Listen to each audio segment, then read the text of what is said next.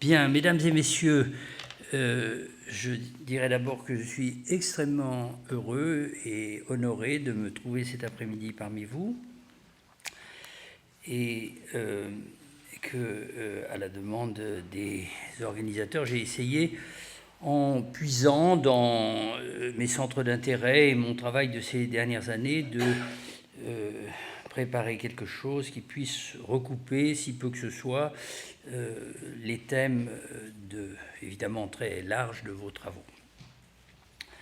Donc j'ai intitulé cette conférence « La guerre et la traduction, deux concepts du politique ».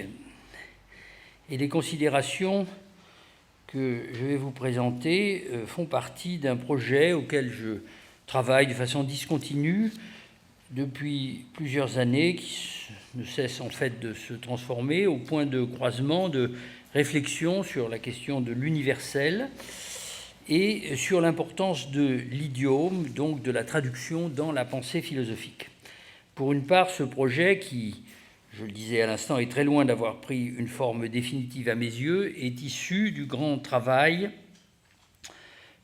auquel j'ai participé, conduit pendant des années sous la direction de Barbara Cassin et qui a abouti en 2004 à la publication du vocabulaire européen des philosophies que beaucoup d'entre vous sans doute connaissent et je l'espère utilisent, et qui se poursuit aujourd'hui par l'adaptation, c'est-à-dire la transformation de cet ouvrage dans une multiplicité de langues européennes et non européennes. Pour une part aussi, il est l'effet de rencontres que j'ai faites avec les théoriciens et théoriciennes des Post-Colonial Studies qui ont profondément transformé la théorie et la pratique de la traduction, à commencer par Edward Said, à qui je vais consacrer une partie importante de mon exposé d'aujourd'hui, et Gayatri Spivak, qui vient à Paris dans quelques jours. J'essaie aujourd'hui de remettre la question sur le chantier par le biais particulier d'une confrontation entre guerre et traduction comme concept du politique, expression évidemment inspirée, malgré les risques que cela comporte, du titre de l'ouvrage célèbre de Carl Schmitt, Der Begriff des Politischen, à laquelle évidemment la conjoncture dramatique dans laquelle sont plongées toutes les sociétés du pourtour méditerranéen apporte une incitation supplémentaire. La définition même des concepts dont je viens de faire usage fait partie du problème et ne comporte aucune certitude préalable. Instituer une symétrie entre guerre et traduction n'est pas seulement une façon de moderniser des oppositions traditionnelles comme guerre et paix, guerre et commerce, guerre et diplomatie, dans un monde où le multilinguisme et le multiculturalisme sont devenus dominants. C'est aussi une façon d'essayer de les déplacer pour que leur complexité intrinsèque soit plus manifeste. Guerre et traduction sont des catégories qui, évidemment, diffèrent l'une de l'autre en théorie et en pratique, et doivent même s'opposer, mais qui aussi s'interpénètrent. La contribution qu'Edward Said a apportée au débat en tant que critique littéraire, historien de la culture, analyste politique, est ici bien sûr très éclairante. Constamment préoccupé du rôle que la guerre joue dans la politique et de la façon dont la politique se modèle sur la guerre, comme de façon parallèle l'avait fait aussi Michel Foucault, il n'a cessé de réfléchir sur l'importance de la traduction dans le sens strictement philologique, mais aussi dans le sens étendu qui porte sur l'établissement des réciprocités, la remise en question des rapports de domination qui aboutissent à la distribution inégale de ce qu'il appelle, et je vais y revenir, la fonction herméneutique.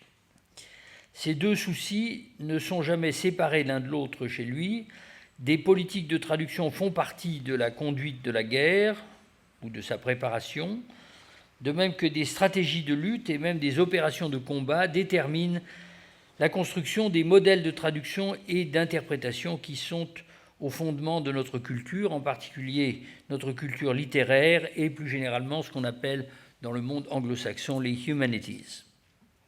C'est ce qui fait le caractère incontournable de son œuvre pour tout projet de comparaison entre les modèles qu'il m'est arrivé ailleurs d'appeler polémologiques et philologiques. car elle se situe, cette réflexion, exactement au point de leur recoupement. Mais je suis convaincu que d'autres aussi ont tenté de venir occuper cette place, d'autres grands contemporains.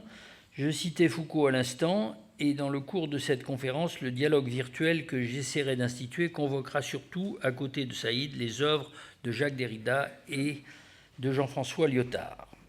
C'est par ce dernier que je vais commencer en citant, en vous rappelant deux passages du livre Le Différent, END, publié en 1983, où se trouve précisément rappelée l'opposition traditionnelle de la guerre et du commerce, en même temps que le choix, on prendrait le risque d'appeler en jargon philosophique, le choix transcendantal qui s'offre à la politique, en même temps que plus généralement à l'institution du social, quand la représentation de l'étranger et le tracé de la frontière entrent en jeu de façon déterminante.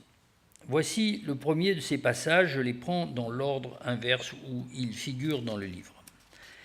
Je cite Jean-François Lyotard.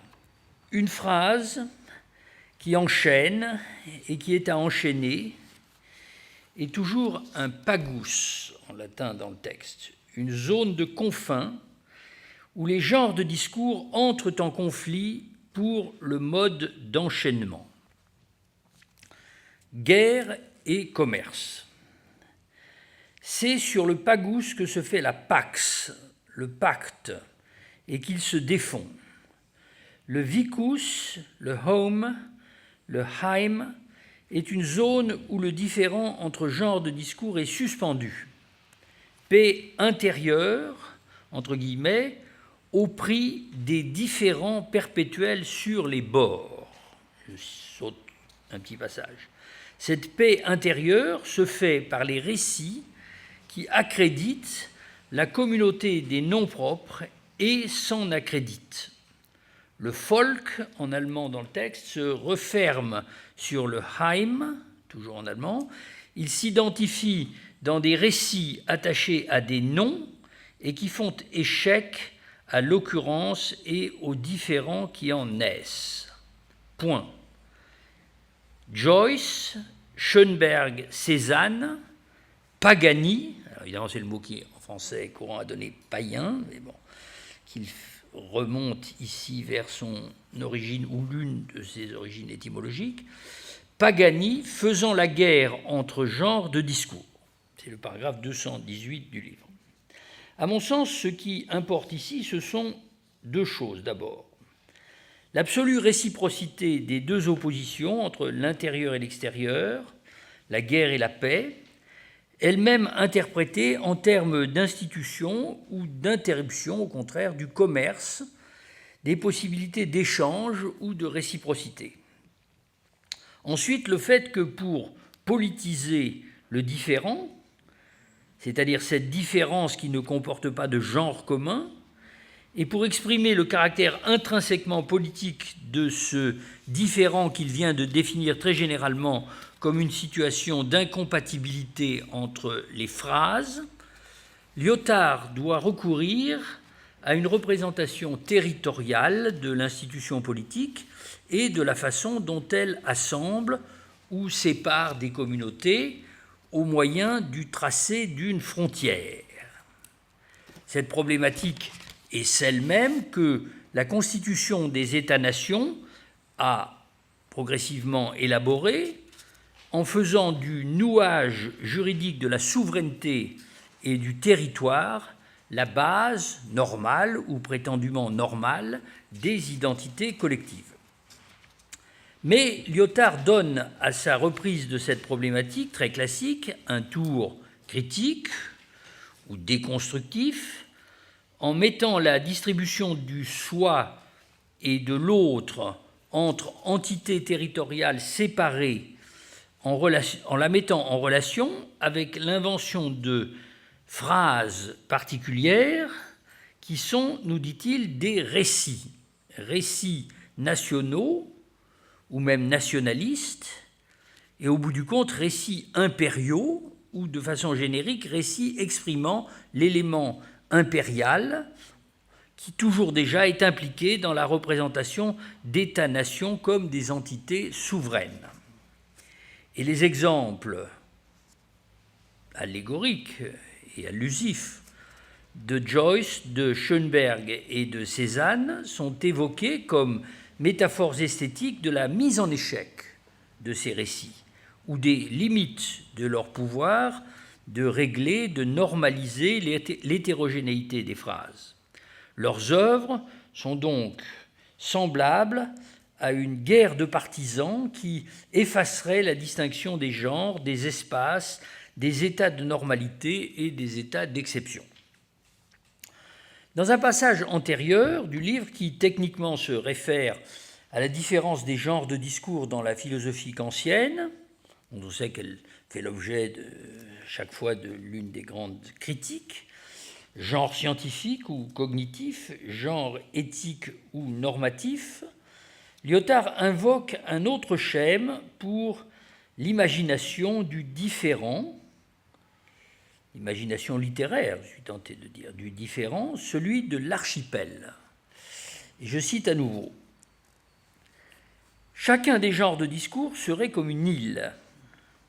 La faculté de juger, objet chez Kant de la troisième critique, serait au moins pour partie comme un armateur ou comme un amiral qui lancerait d'une île à l'autre des expéditions destinées à présenter l'une à l'autre ce qu'elles ont trouvé, inventé au vieux sens, dans l'autre, et qui pourrait servir à la première de, il écrit en guillemets, entre guillemets, comme si intuition, ça c'est du franglais ou du frangallemand, je ne sais pas comment il faut dire, hein, pour la valider.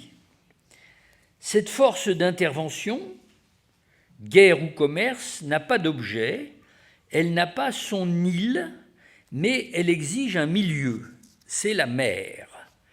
L'archépélagos, la mer principale, comme se nommait autrefois la mer Égée. Fin de citation. Ce qui me paraît ici intéressant, c'est que Lyotard, en transposant la question du passage des frontières d'un imaginaire continental à un imaginaire maritime, et donc en sollicitant un autre genre de récit pour la nation impériale, disons, ça c'est ma suggestion personnelle, Conrad plutôt que Kipling ou même Joyce, ne se contente pas de souligner la réversibilité des actes que nous rapportons à la guerre ou au commerce, lesquels en réalité font partie du même monde et sont mis en œuvre par les mêmes régimes politiques, mais il attire également l'attention sur la question des obstacles à la traduction. Non seulement la ligne frontière est disputée, incertaine, mais au bout du compte, elle demeure impossible à localiser strictement, car aucune ligne fixe ne peut être inscrite à même l'élément marin, ou elle ne peut l'être que virtuellement par le détour, le déplacement et l'artifice de sa projection sur une carte. Et la carte, ce n'est pas la mer. De même, la distinction entre les deux notions politiques antithétiques de la guerre et du commerce est destinée à rester indéterminée. Et de fait, c'est particulièrement dans l'élément marin que nous découvrons ces figures hybrides entre le commerçant et le guerrier, tels que le pirate ou le corsaire, ennemi public de tous les États, dont les souverains cherchent aussi à se servir pour instituer des combinaisons extralégales de la guerre avec le commerce. Le caractère insulaire des phrases que séparent le différent devient alors la métaphore de leur caractère intraduisible, mais il signifie en même temps que ce qui est impossible ne peut être pour autant évité, ou du moins qu'il faut le tenter, il faut partir, quitter le port. Dans la terminologie de Lyotard, cela se dit « il faut enchaîner vers une autre phrase qui demeurera pourtant hétérogène ou étrangère ». Il faut donc traduire des phrases hétérogènes comme si elles étaient traduisibles. C'est le pari, le risque du jugement et par là de la politique. On peut toujours inverser l'opposition de la guerre et du commerce en une complémentarité, voire suggérer qu'elle repose sur une identité plus profonde. C'est ce qui fait qu'à l'époque moderne, la formule traditionnelle opposant la guerre à la paix est devenue de plus en plus problématique. Saint Augustin, à Kant, la philosophie politique n'a cessé de réfléchir cette ambivalence. Tantôt, elle fait de la paix telle qu'elle doit régner au cœur de l'Empire ou dans le cadre plus tard d'un ordre international, la condition de possibilité du commerce. Tantôt, elle voit dans le commerce un facteur, peut-être le principal, émanant de ce qu'on appelle, à partir de la fin du XVIIIe siècle, la société civile, à la fois le facteur à la fois matériel et moral de l'établissement de la paix. La célèbre expression de Montesquieu dans l'Esprit des lois, le doux commerce, est très souvent citée. Elle se réfère à une acception large et différenciée, qu'on pourrait dire anthropologique avant la lettre, où rentre à la fois l'échange des marchandises et les relations de politesse et de civilité dont Montesquieu, avant Norbert Elias, fait l'agent d'une civilisation des mœurs et dont il attribue le mérite principal aux femmes dans le cadre de la société de cour. Mais l'essence pacifique et pacificatrice du commerce est en soi plus que douteuse, nous le savons bien. Non seulement il y a des formes hybrides comme la piraterie ou la course, mais dans certaines circonstances, les rôles s'échangent.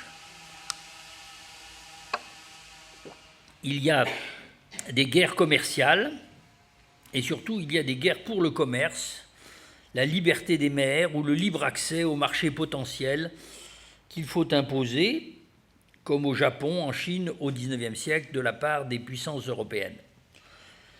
Des philosophes, des philosophes notèrent immédiatement l'ambiguïté de cette combinaison de réciprocité et d'antagonisme qui constitue le moteur du progrès historique. C'est ce que Kant appela l'insociable sociabilité, ungesellige Geselligkeit. Marx identifie la même ambiguïté quand il insiste sur les deux aspects du développement de la circulation des marchandises. D'un côté, la création d'une universalité cosmopolitique, à travers l'institution de l'équivalent général qui permet la mesure de toutes les valeurs et l'homogénéisation du travail social en général. De l'autre, la dissolution violente des communautés traditionnelles et des cultures qui leur correspondent, à mesure que s'intensifient les échanges marchands avec l'extérieur et qu'ils revêtent une forme monétaire. Dans son livre, paru initialement en 2000 et désormais traduit en français chez Amsterdam, je crois, dont c'est le lieu de regretter la disparition, Provincializing Europe, Dipesh Chakrabarty adopte précisément ce schéma pour décrire ce qu'il appelle les deux modèles de traduction et donc les deux modalités de rapport au langage et à la diversité des langues, celui qui efface et homogénéise idéalement les cultures et celui qui souligne leur singularité historique. Revenons à Lyotard. La notion du différent qui organise son livre et lui donne son titre repose sur une expérience de pensée extrême dont elle déploie progressivement les implications. Comment formuler le tort absolu qu'ont subi les victimes des génocides et en général des processus d'extermination, ou encore quel langage adopter pour nommer la souffrance universelle, une expression dont s'était servi Marx dans ses œuvres de jeunesse pour caractériser la condition du prolétariat. Lyotard propose un premier argument dans la forme suivante, je le cite à nouveau. Le plaignant porte sa plainte devant le tribunal, le prévenu argumente de façon à montrer l'inanité de l'accusation. Il y a litige. J'aimerais appeler différent, REND, le cas où le plaignant est dépouillé des moyens d'argumenter et devient de ce fait une victime. Si le destinataire, le destinataire et le sens du témoignage sont neutralisés, tout est comme s'il n'y avait pas de dommage. Un cas de différend entre deux parties a lieu quand le règlement du conflit qui les oppose se fait dans l'idiome de l'une d'elles, alors que le tort dont l'autre souffre ne se signifie pas dans cet idiome. Par exemple, les contrats et les accords entre partenaires économiques n'empêchent pas, au contraire, ils supposent que le travailleur ou son représentant a dû et devra parler de son travail comme si celui-ci était une cession temporaire d'une marchandise dont il serait propriétaire. Cette abstraction, comme dit Marx, est exigée par l'idiome dans lequel se règle le litige, le droit économique et social bourgeois, terme que Lyotard met entre guillemets. À défaut d'y recourir, le travailleur n'existerait pas dans le champ auquel se réfère cet idiome, il serait un esclave. En l'employant, il devient un plaignant. Cesse-t-il pour autant d'être aussi une victime ? Point d'interrogation. Fin de citation. Un peu plus loin, Lyotard complète ainsi sa démonstration. Je cite.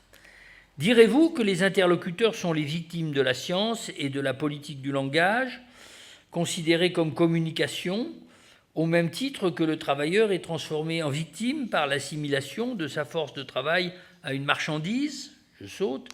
Faire droit aux différents, c'est instituer de nouveaux destinataires, de nouveaux destinateurs, de nouvelles significations, de nouveaux référents pour que le tort trouve à s'exprimer et que le plaignant cesse d'être une victime.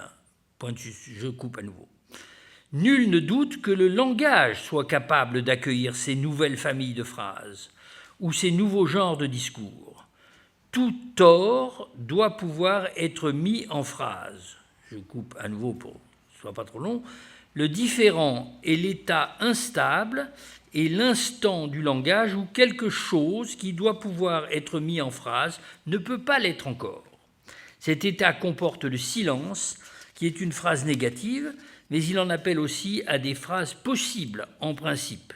Et je saute une dernière fois, c'est l'enjeu d'une littérature, d'une philosophie, peut-être d'une politique, de témoigner des différents en leur trouvant des idiomes. Fin de citation. Alors toutes ces formulations tournent, complexes et qui appellent la réflexion et la discussion, bien sûr, surtout par le rapprochement qu'elles opèrent, un rapprochement lui-même violent entre des situations dont nous pouvons questionner l'homogénéité. Mais Lyotard ne dit pas qu'elles sont, en tout cas, il ne dit pas qu'elles sont substituables. Bon. Toutes ces formulations tournent autour de la question de la traduction et des modalités de l'intraduisible. Elles suggèrent un usage philosophique de la notion de traduction et par conséquent d'idiome ou de langage qui élargit considérablement leur acception courante. Les frontières qui sont ici en question ne sont pas purement nationales ou territoriales, elles peuvent être sociales, morales, religieuses, tout ce qui, à l'occasion, est confondu dans le fourre-tout de la culture. Le différent lui-même vient d'abord, il se présente comme absence de la possibilité même d'une discussion, impossibilité de répondre ou de présenter sa cause devant l'autre. Les différents en ce sens large surgissent au sein d'une même langue, telle qu'elle se définit officiellement, aussi bien qu'ils peuvent surgir entre des langues ou des idiomes distincts. Mais Lyotard inverse l'analogie, ce qui également la complique. Il soutient que par l'invention de nouveaux idiomes qui rendent traduisible ce qui d'abord ne l'était pas, il est possible d'exprimer dans le langage tous les conflits qui reposent sur un tort absolu ou radical, c'est-à-dire qui d'une certaine façon exclut de l'humanité ou de la communauté ceux-là même qui l'ont subi. Ou plus exactement, je dirais, c'est le mot dont il se sert ailleurs, il est possible de les présenter. Naturellement, dire qu'un différend peut être présenté, ce n'est pas dire qu'il peut être résolu.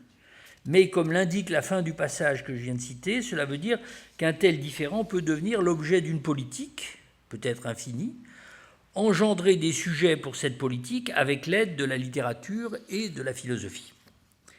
Alors je voudrais maintenant me tourner vers certaines analyses d'Édouard Saïd concernant justement les régimes de phrases, les traductions et les interprétations, et le rapport qu'elles entretiennent avec la compréhension d'une politique, du politique, excusez-moi. Je ne veux certes pas suggérer que Lyotard et Saïd se rejoignent sur le fond, en dépit de la différence des mots dont ils se servent. Il est certain qu'ils n'ont pas la même conception de la modernité, ni des récits qui construisent les identités collectives. C'est de Foucault, on le sait, que parmi les théoriciens français de la deuxième moitié du XXe siècle, Saïd s'est senti le plus proche, et c'est de lui qu'il a parfois cherché à s'inspirer. Pourtant, je soutiendrai qu'on trouve chez eux, Saïd et Lyotard, une façon analogue de problématiser le sens politique de l'acte de traduction, le rapport qu'il entretient avec une institution caractérisée par son ambivalence intrinsèque, l'effacement, au moins relatif, des frontières entre états de guerre et régimes de commerce ou de réciprocité. À l'évidence, les analyses de Saïd sont moins allégoriques car elles renvoient au contexte historique bien défini dans lequel se forment les récits, cet entrelacement des structures impériales et culturelles qu'il appelle orientalisme. Mais pour lui aussi, la tâche du traducteur, die Aufgabe des Übersetzers, se présente à la fois comme impossible et comme nécessaire. C'est dans la lecture de Frantz Fanon, à qui il n'a cessé d'en revenir, que Saïd a explicité complètement sa conception du nexus de la guerre et de la traduction. Elle vient à l'appui d'une théorie de l'hégémonie dont l'origine, comme on sait, se trouve chez Gramsci, lui-même philologue, passionné par ce qu'on pourrait appeler la question de la traduction intraculturelle. Pour Saïd, l'hégémonie est liée en particulier à des catégories et à des modes d'interprétation qui permettent ou imposent une traduction unilatérale ou dissymétrique entre les cultures. Leur production relève de disciplines philologiques et par conséquent de dispositifs institutionnels de pouvoir-savoir au sens foucaldien.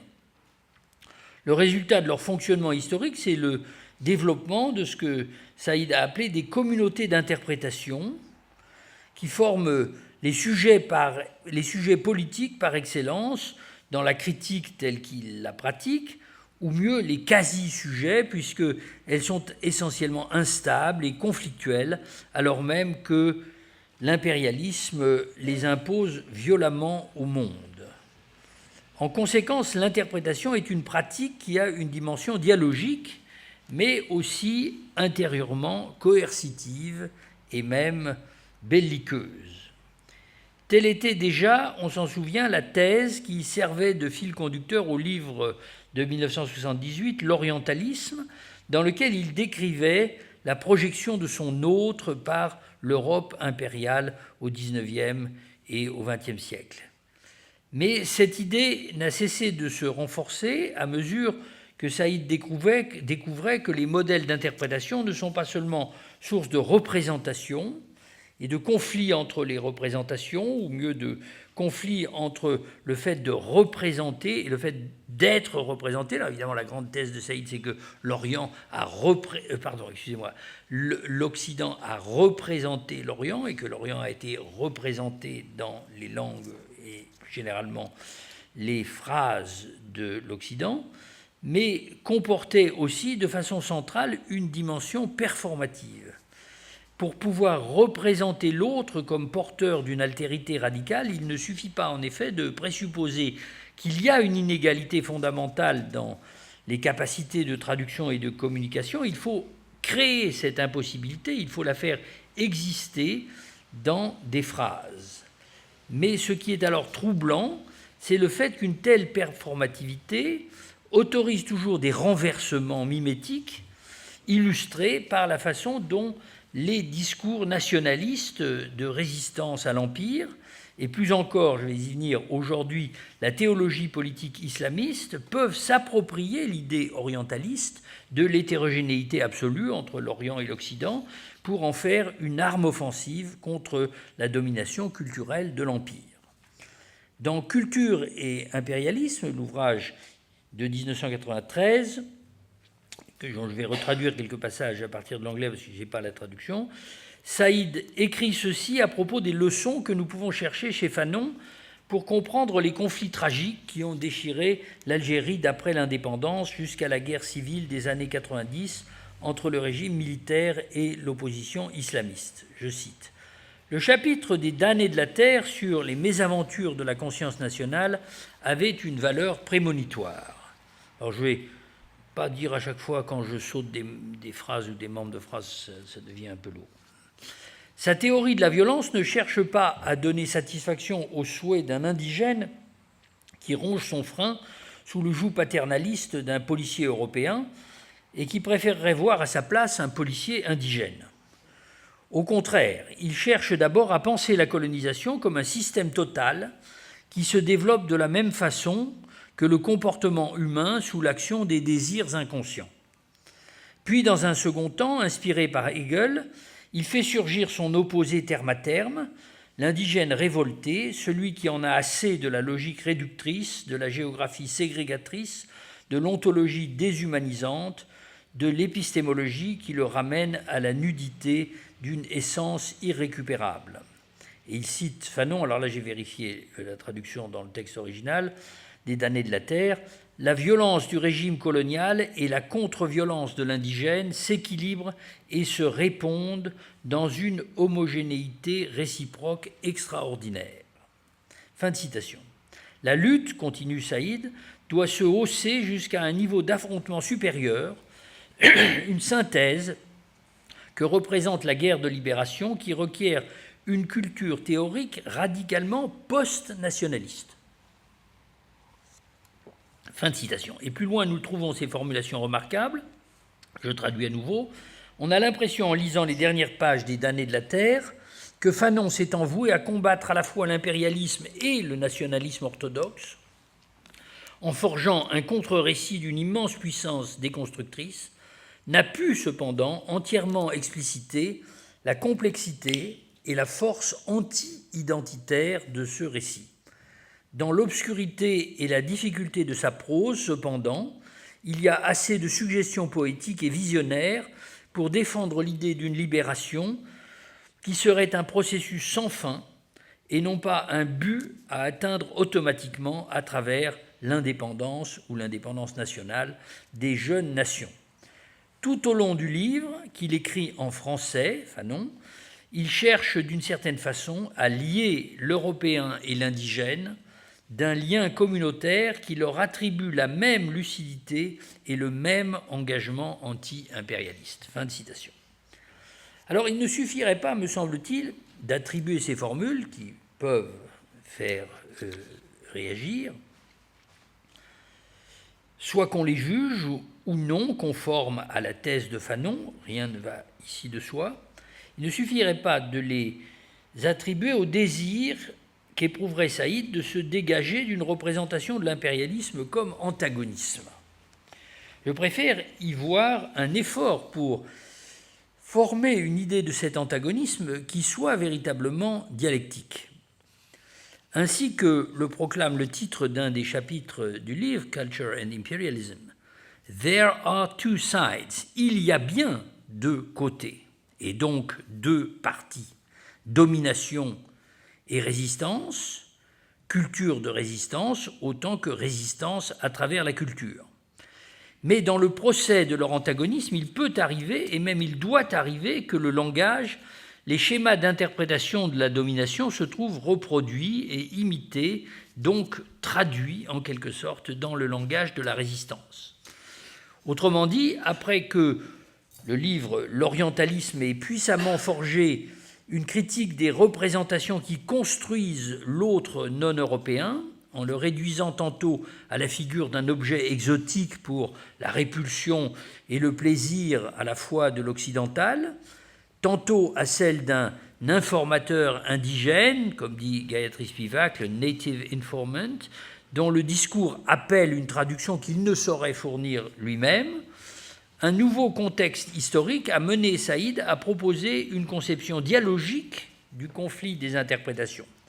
Non seulement la ligne de démarcation entre le soi et l'autre, avec les rapports de pouvoir et de résistance qu'elle implique, y est plus incertaine, de moins en moins assimilable à une frontière territoriale, même imaginaire ou à venir, Mais il faut y faire place aux actions en retour, voire aux effets de rétorsion de la représentation et de l'interprétation. Manifestement, Saïd ne s'installe pas lui-même en dehors de ce jeu de traduction et de contre-traduction, comme s'il jouissait d'un privilège d'extraterritorialité en vertu de son engagement intellectuel au service de la justice et de la vérité. Il est au milieu de la bataille et déterminé par elle, comme un combattant dont le discours peut se trouver récupéré ou retourné de façon inattendue, voire gênante. Il n'est donc pas équivalent d'être à l'intérieur du combat en prenant parti et de s'identifier entièrement à tel ou tel des camps qui s'y affrontent. Il doit être possible, peut-être est-ce même nécessaire, de prendre une distance critique avec la cause même qu'on défend dans l'intérêt de son avenir. C'est ainsi qu'on est tenté de lire l'insistance de Saïd à se réclamer d'une position d'exilé, je vais y revenir, et à décrire les possibilités en même temps que les difficultés que produit le fait d'être sans patrie ou sans domicile fixe, out of place, titre de son autobiographie, mal traduit, me semble-t-il, mais je ne dis pas que ce soit facile, en français par « à contre-voix », dans l'existence et dans la politique, tout particulièrement au regard du cadre national. Sans domicile fixe, donc ni tout à fait dedans, ni tout à fait dehors. Avant de me tourner vers cette dimension subjective de la réflexion sur la traduction et le traducteur, cependant, je voudrais lire avec vous quelques passages d'un autre essai de Saïd intitulé « Savoir et pouvoir », donc titre foucaldien, si on veut, « Knowledge and Power », formant la conclusion du volume « Covering Islam », sous-titré « Comment les médias et les experts déterminent notre image du reste du monde », datant de 1981. Cet ouvrage comporte, il y a eu une édition augmentée en 1997, cet ouvrage comporte deux parties. L'une sur les politiques d'interprétation de l'islam, savoir orthodoxe et savoir antithétique. L'autre sur savoir et interprétation. Saïd commence par démontrer que la façon d'interpréter une autre culture, en l'occurrence l'islam ou plus généralement la culture arabo-islamique, est toujours dépendante de certains intérêts et pouvoirs, et il formule une opposition entre deux régimes d'interprétation qu'il appelle l'hégémonique et le dissident. D'un côté, on a donc la tradition continuée de l'orientalisme qui se réclame d'un monopole interprétatif pour parler des autres dont il forge lui-même la définition. De l'autre, on a une série de figures d'interprètes antithétiques ou d'interprètes par antithèse qui, en réalité, sont un groupe hétérogène de chercheurs, d'écrivains et de militants dont chacun, à sa façon, met en question ce monopole en procédant à une déconstruction du cadre interprétatif lui-même ou du métalangage disciplinaire qui lui confère l'apparence du seul discours savant ou du seul discours intellectuel possible. Mais dans la deuxième partie de son essai, Saïd nous propose une description des conditions qui sont requises pour qu'une pratique d'interprétation visant à la connaissance de l'autre culture réussisse ainsi à faire éclater le cadre disciplinaire, ou si l'on veut, échappe à l'identification narcissique avec une communauté qui se sert de l'imagination de son autre et de ses ennemis pour s'assurer de sa propre existence, de sa propre identité collective. Deux conditions sont pour lui essentielles, qu'on est tenté de dire respectivement objectives et subjectives, si ce n'est que chacun des deux côtés, une fois de plus, est pénétré par l'autre. Première condition, un contrat sans force contraignante, non-coercive contract, entre les acteurs du procès d'interprétation qui dialoguent entre eux. Seconde condition, la conscience de soi du procès d'interprétation lui-même, ce qui veut dire que la pratique d'interprétation réfléchit constamment à ses effets et à ses moyens pour déconstruire les catégories qui cimentent précisément d'avance la communauté d'interprétation. nous comprenons que cette déconstruction implique une tâche infinie de traduction de soi-même, non pas tant d'ailleurs au sens d'une assimilation par le traducteur, qu'on suppose ici occidental, évidemment, de tous les produits des autres cultures, qu'au sens d'un devenir étranger à sa propre culture à travers la rencontre d'autres qui sont réels et non fictifs ou ne constituent pas de simples projections de soi. Et à bien des égards, ce que Saïd lui-même ne cesse de chercher à atteindre, c'est ce que Saïd lui-même ne cesse de chercher à atteindre dans ses essais de critique philosophique et littéraire.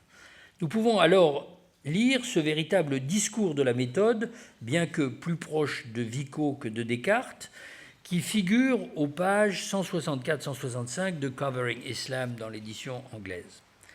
Je traduis. Avant tout, l'interprétation est un faire. Elle dépend d'une activité volontaire de l'esprit humain qui donne forme à des objets d'étude auxquels elle consacre toute son attention.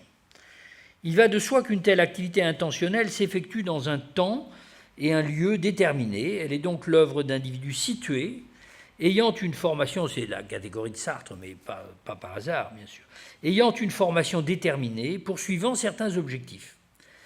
L'interprétation des textes, sur laquelle repose principalement la connaissance des autres cultures, ne se fait pas en laboratoire clos, à l'abri de toute contamination. Elle ne peut prétendre à l'objectivité absolue. C'est une activité sociale inextricablement liée à la situation qui l'a vue naître et dont il va dépendre qu'elle soit reconnue comme un savoir véritable ou au contraire exclue de ce statut. Je saute un peu. Tout lecteur, en d'autres termes, est à la fois un sujet individuel et le membre d'une société à laquelle il est relié par toutes sortes de liens. En travaillant ses sentiments nationaux, qui vont du patriotisme au chauvinisme, aussi bien que ses émotions privées de peur ou de désespoir, l'interprète cherche à leur imposer une discipline procédant de la raison et des connaissances que lui a procuré une formation méthodique pour aboutir à la connaissance. Il faut généralement un grand effort pour faire éclater les obstacles qui font écran entre les deux situations, celle de l'interprète et celle dans laquelle le texte a été produit. Mais c'est justement cet effort de conscience et de volonté pour surmonter les barrières géographiques et culturelles qui rend possible la connaissance des autres sociétés et cultures et qui en même temps assigne des limites à cette connaissance. C'est alors que l'interprète se comprend lui-même ou elle-même dans sa propre situation, en même temps qu'il comprend le texte dans sa situation à lui, celle du texte. Rien de tout ceci ne pourrait se produire sans une conscience de soi opérant à l'intérieur même de la perception d'une humanité étrangère, même très éloignée. Fin de citation. Il est bien clair que le processus ici décrit est circulaire, puisque son résultat, je cite à nouveau, une conscience de soi opérant à l'intérieur même de la perception d'une humanité étrangère, même très éloignée, est aussi, en fait, sa condition de possibilité. Je crois qu'il faut assumer, reconnaître l'existence de ce cercle herméneutique sans le présenter pour autant comme un cercle vicieux. Cela tient au fait que Saïd ne se lasse jamais de rechercher des positions qui soient excentriques par rapport à la distribution hégémonique des places et des discours, offrant ainsi la possibilité de contre-interprétation ou l'émergence de communautés d'interprétation qu'on pourrait dire hérétiques ou tout simplement alternatives. Je pense qu'à un niveau général au moins, on voit l'analogie avec ce que Lyotard appelait le paganus, ainsi d'ailleurs qu'avec la recherche des hétérotopies au sens de Foucault, mais l'un des noms courants de l'hétérotopie est précisément exil.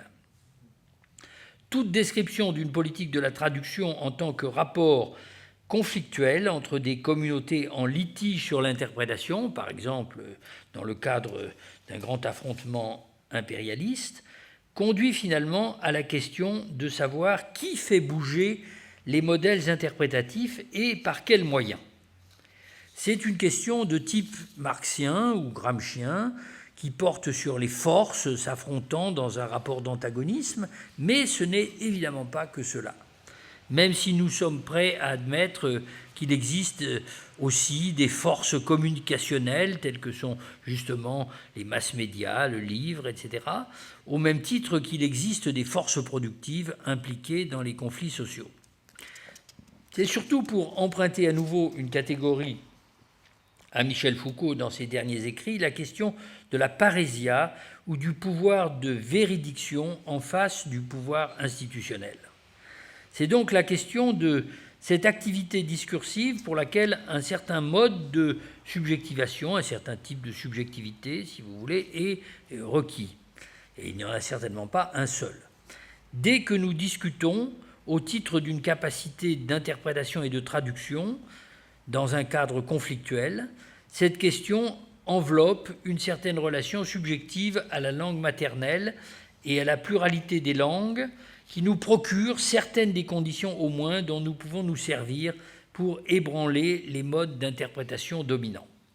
Saïd s'est beaucoup exprimé sur ce point, prenant garde à ne pas faire de son histoire personnelle un modèle, mais cherchant quand même à comprendre ce qui, en elle, avait pu le prédisposer à la critique des régimes de traduction existants, ce qui nous ramène à la dialectique subjective-objective de la conscience de soi.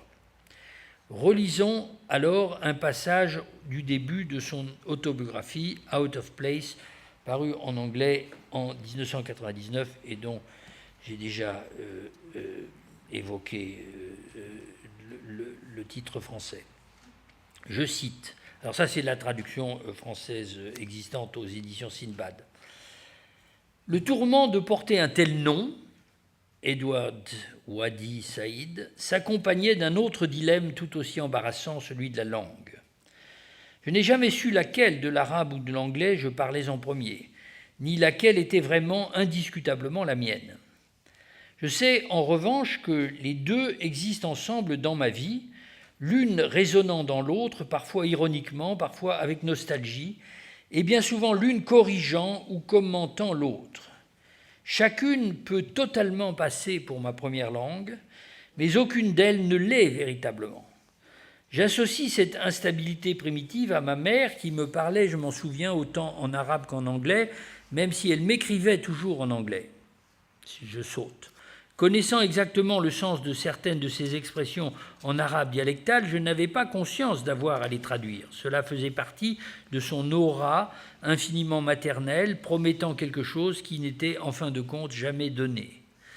Mais tissé dans son arabe parlé, il y avait des mots anglais comme « naughty boy » et bien entendu mon nom, prononcé « Edward ». Je suis encore hanté par le souvenir de sa voix. Je saute. Son anglais usait d'une rhétorique riche d'injonctions et de normes. Alors là, j'étais obligé de retraduire, parce que la traduction française, en anglais, il y a « injunctions and norms », et dans la traduction française, ça prouve qu'aucune traduction n'est parfaite, il y a « institutions et formes », qui ne m'ont jamais quitté. À l'époque, je ne savais ni d'où ma mère tenait son anglais, ni qui elle était en termes de nationalité. Cet étrange état d'ignorance se prolongea assez tard dans ma vie, etc. Un tel développement, me semble-t-il, nous emporte loin des généralités sur la créolité et le multiculturalisme. Il touche un différent des phrases qui est logé au niveau le plus fondamental de la formation du sujet, mais aussi reconstruit rétrospectivement dans la forme d'un récit par une méthode de dramatisation. Il est tentant de le comparer avec un développement de Jacques Derrida dans Le monolinguisme de l'autre ou La prothèse d'origine, paru en 1996, essai lui aussi largement autobiographique. On y trouve une relation tout aussi forte, mais très différente, à l'énigme du langage premier, qui contient, et donc du langage de référence, qui contient en lui une distance intérieure irréductible. Je cite Derrida. « Mon attachement au français a des formes que parfois je juge névrotiques. » Il le met entre guillemets. « Je me sens perdu hors du français. Les autres langues, celles que plus ou moins maladroitement je lis, déchiffre, parle parfois, ce sont des langues que je n'habiterai jamais. Là où habiter, entre guillemets, commence à vouloir dire quelque chose pour moi, et demeurer. Je ne suis pas seulement égaré, déchu, condamné hors du français, j'ai le sentiment d'honorer ou de servir tous les idiomes. en un mot, décrire le plus et le mieux quand j'aiguise la résistance de mon français, de la pureté secrète de mon français, celle dont je parlais plus haut, sa résistance donc, sa résistance acharnée à la traduction, en toute langue, y compris tel autre français. Non que je cultive l'intraduisible, rien n'est intraduisible pour peu qu'on se donne le temps de la dépense ou l'expansion d'un discours compétent qui se mesure à la puissance de l'original. Mais intraduisible demeure, doit rester, me dit Malois, l'économie poétique de l'idiome. Je saute. Un mot pour un mot, si tu veux, syllabe par syllabe. Dès lors qu'on renonce à cette équivalence économique, d'ailleurs strictement impossible, on peut tout traduire, mais dans une traduction lâche, au sens lâche du mot traduction. Je me demande si la connotation morale est dans l'emploi de lâche, mais enfin bon. Je saute. Rien n'est intraduisible en un sens, mais en un autre sens, tout est intraduisible. La traduction est un autre nom de l'impossible. Comment peut-on dire et comment savoir d'une certitude qui se confond avec soi-même que jamais on habitera la langue de l'autre, l'autre langue, alors que c'est la seule langue que l'on parle et que l'on parle dans l'obstination monolingue de façon jalousement et sévèrement idiomatique, sans pouvoir y être jamais chez soi. Je saute encore. La langue dite maternelle n'est jamais purement naturelle, ni propre, ni habitable. Habiter, voilà une valeur assez déroutante et équivoque. On n'habite jamais ce qu'on est habitué à appeler habiter. Il n'y a pas d'habitat possible sans la différence de cet exil et de cette nostalgie. Certes, c'est trop connu, mais il ne s'ensuit pas que tous les exils soient équivalents.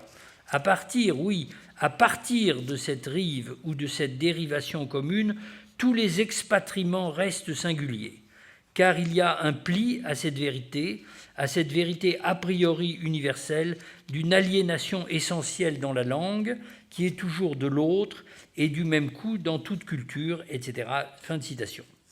Alors pour interpréter complètement ces lignes, il faudrait les mettre en rapport avec toute la traduction linguistique, terrible lapsus de frappe, toute la tradition linguistique et philosophique qui commence avec Humboldt et qui mène, par exemple, jusqu'à Benveniste. Elle pose la question de la subjectivité dans la langue dans les termes d'une appropriation réciproque. Appropriation du sujet par la langue, ou du moins par celle qui pour lui ou elle est la langue première ou maternelle, et appropriation de la langue par le sujet à travers l'imprégnation de la petite enfance que vient ensuite relayer l'apprentissage, qui est aussi toujours, pour une part, un apprentissage de la traduction. Cette tradition linguistique et philosophique, humboldtienne, a toujours inscrit de tels moments d'appropriation dans l'horizon d'une communauté de locuteurs et d'interlocuteurs qui dicterait les frontières de l'appartenance à la nation, mais ce peut être aussi à la classe, à la culture, en faisant de l'intercompréhension dans la langue partagée par tous le moyen de passer et de repasser indéfiniment du je au nous, du nous au je, ou de se vivre comme un je qui fait partie d'un nous, d'un grand nous collectif. Que veut donc dire Derrida lorsqu'il écrit « Je n'ai, je ne parle qu'une langue et ce n'est pas la mienne », si ce qu'il appelle la langue de l'autre n'est pas à proprement parler une langue étrangère, mais concerne plutôt l'étrangèreté intrinsèque et l'étrangeté de la langue maternelle elle-même. Alors, c'est pas simple, mais la réponse qui nous est donnée dans le texte combine, me semble-t-il, trois aspects dont chacun occupe un niveau différent d'expérience. Le premier aspect est biographique, tout à fait singulier, et il est marqué, dans le cas de Derrida, par l'épisode dramatique de l'enfance de l'auteur, la privation pour les Juifs d'Algérie du statut de citoyen français, qui leur avait été octroyé 2 générations plus tôt pour les séparer des autres indigènes, par le décret Crémieux de 1870, quand le gouvernement de Vichy a profité de la défaite française pour mettre en place sa législation antisémite, y compris dans les départements d'Algérie qui, évidemment, n'étaient pas directement exposés à la domination allemande. Cette privation entraînait l'expulsion des écoles publiques qui, dans la traduction, mais encore une fois, c'est mon correcteur, c'est le correcteur automatique. Le correcteur automatique est une saloperie, enfin c'est utile, mais qui, dans la tradition républicaine française, ont pour tâche principale de faire apprendre et intérioriser la langue, institution de base de l'identité nationale.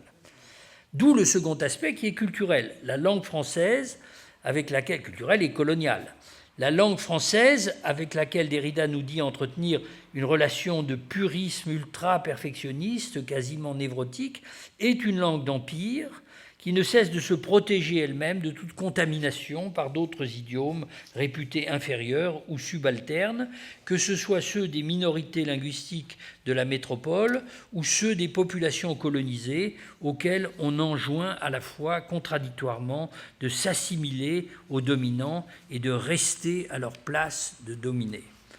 Autrement dit, il s'agit d'une exclusion intérieure reposant implicitement sur une hiérarchie de communauté et même de communautarisme qui est en même temps l'objet d'une dénégation forcenée. Mais en contrepartie, la langue dominante est hantée perpétuellement par les langues dominées ainsi que par le risque qu'elle court de se laisser contaminer par des mots et des tournures du bas langage. Nous parvenons alors au troisième aspect, plus philosophique, on peut le dire transcendantal au sens technique de ce terme, puisqu'il concerne les conditions de possibilité de l'accès d'un sujet à sa langue, qui conditionne lui-même sa place dans le monde. Au lieu d'instituer l'égalité, de mettre l'individu parlant simplement quel qu'il soit en relation avec une communauté dont il habiterait naturellement la langue institue une relation qui est d'expropriation autant que d'appropriation, hérissée de difficultés et de conflits. Et c'est précisément pour exprimer l'ambivalence de cette situation que Derrida a forgé le terme barbare d'exappropriation. Le sujet est en guerre, nous dit-il, avec la langue. Et fondamentalement, c'est la langue qui est en guerre avec elle-même et avec son mode d'existence appropriant, à travers les sujets qui se servent d'elle, qui espèrent se l'approprier, en devenir les propriétaires et se laisser posséder par elle. Mais la description de ce conflit interne ouvre aussi une perspective constructive, celle de la traduction précisément, même et surtout si ce mot nomme l'impossible. Un sujet ou locuteur qui n'est pas dans un rapport naturel d'appartenance avec sa langue maternelle, s'inscrit toujours déjà dans un processus de traduction malaisée de sa langue propre, d'autant plus difficile à entreprendre et à mener à bien que, fondamentalement, il n'y a pas de règles ou de code préétablis ou de dictionnaire. Après Walter Benjamin, Derrida parle ici d'une traduction absolue qui opère en relation avec tous les autres, c'est-à-dire toutes les rencontres d'une langue étrangère possible, d'une langue étrangère, en associant l'obstacle à la prédisposition. Arrivé à ce point, si vous m'accordez encore quelques minutes, mais pas plus, il est intéressant de revenir vers Édouard Saïd, que son expérience personnelle entraîne dans une direction opposée, mais pour en venir à une proposition en partie convergente pour ce qui est des rapports de la politique à la traduction et à la guerre. Souvenons-nous que Saïd, fils d'un père palestinien ayant acquis la nationalité américaine pendant la Deuxième Guerre mondiale, avant de retourner s'installer en Égypte, et d'une mère libanaise issue d'une famille de pasteurs baptistes, portant un prénom anglais et un nom de famille arabe, entre lesquels s'insère le nom ou le prénom de son père, Wadi, nous a raconté l'impossibilité dans laquelle il se trouvait de définir celle des deux langues apprises dans son enfance qui serait sa langue, alors même qu'elle n'avait jamais été interchangeable pour lui.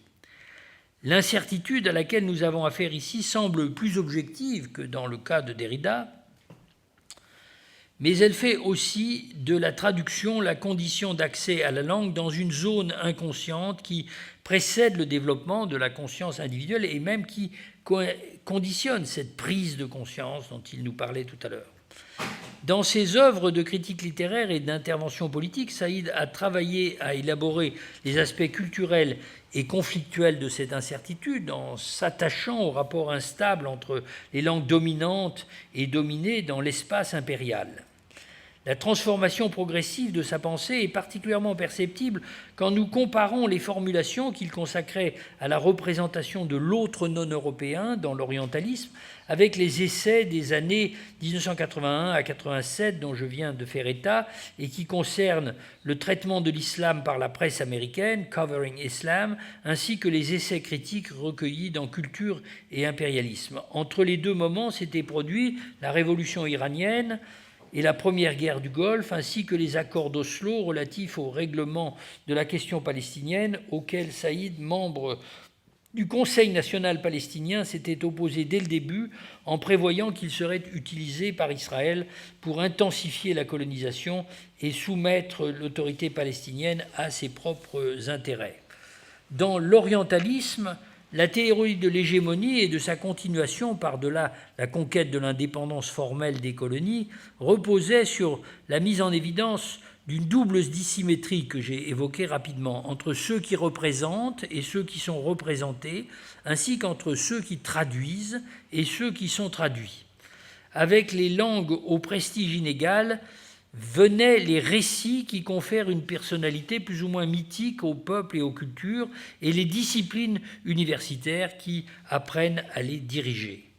Mais dans ces textes plus tardifs, les choses se sont compliquées parce que Saïd a été confronté au fait que les discours de la domination peuvent se voir appropriés par les dominés eux-mêmes, qui s'en servent ou bien pour formuler une revendication d'autonomie ou pour retourner l'image de l'impérialisme et la lui présenter en quelque sorte en face. Un élément plus dialogique, bien que toujours aussi conflictuel, s'est en apparence introduit dans le dispositif de pouvoir-savoir. Les représentations de l'Orient et de l'Occident engendrent des effets bien plus ambivalents que ne le suggérait le schème initial de la domination coloniale ou impériale. Le nationalisme et plus encore le discours politico-religieux du fondamentalisme islamique sont toujours susceptibles de cooptation puisque leur propre représentation de l'Orient comme système de valeurs incompatible avec celle de l'Occident reconduit cette idée d'une intraductibilité essentielle faisant obstacle à la communication entre les deux moitiés du monde. La critique de l'orientalisme proposée par Saïd n'a pas cessé de provoquer aujourd'hui la controverse, mais elle opère désormais, ou elle a opéré pour finir, sur deux fronts que relie la tâche de démystification des stéréotypes de la différence culturelle. C'est précisément l'unité d'une représentation de l'autre et d'un dialogue asymétrique que Saïd appelle une interprétation au sens fort. Ces sujets ne sont pas tant des individus que les communautés d'interprétation elles-mêmes, historiquement et institutionnellement constituées, dans le cadre d'une certaine distribution du pouvoir entre les régions du monde et les parties de l'humanité. Cette distribution fait place à une dislocation des rapports de force. Face aux disciplines hégémoniques et aux discours dominants qui reproduisent les stéréotypes de l'altérité, nous découvrons alors l'existence de ces interprètes antithétiques qui produisent des effets de contestation et nourrissent la résistance à l'ordre établi en transformant le régime des traductions. La leçon qui se dégage de ces analyses est tout à fait comparable à celle que nous offrait Lyotard en termes de différents et Derrida en termes d'exappropriation, en dépit de tout ce qui sépare ces auteurs. C'était, on s'en souvient, à cause de cette comparaison et aussi de l'idée que toutes les expatriations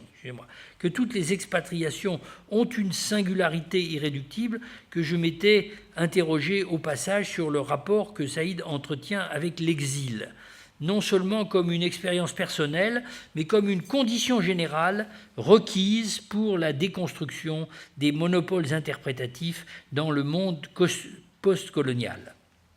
Il ne peut s'agir, me semble-t-il, d'un rapport de simple identification, mais plutôt d'une relation oblique et surdéterminée où se conjuguent identification et distanciation. Et sans doute faut-il arriver à imaginer qu'on puisse être exilé chez soi, sans bouger.